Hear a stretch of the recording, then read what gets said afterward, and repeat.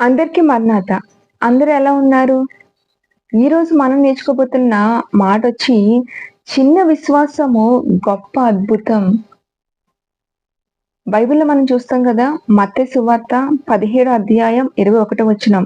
మీకు ఆవగింజంత విశ్వాసము ఉండిన యెడల ఆమేన్.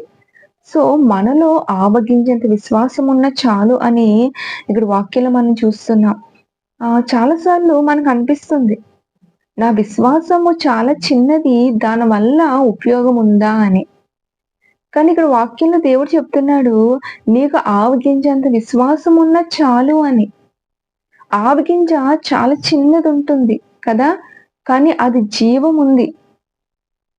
అలాగే మన విశ్వాసము చిన్నదైనా జీవముతో నిండినదైతే దేవుడు దానిని అద్భుతముగా ఉపయోగిస్తాడు. ఆమేన్.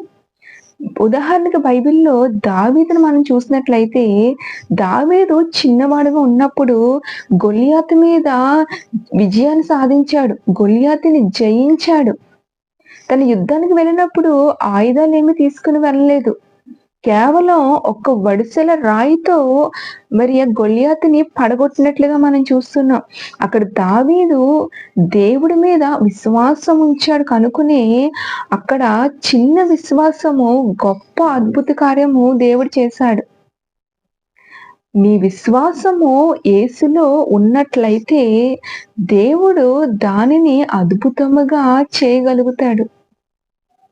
ఈరోజు ఈ మాటలు వింటున్న నీ జీవితంలో ఏ సమస్యలున్నా, ఏ బాధలున్నా, కొండల లాంటి ఆటంకాలున్నా ఈరోజు దేవుడు నీతో చెప్తున్నాడు. నీ విశ్వాసము చిన్నదైనా దేవునితో నీవుంటే అదే చాలు.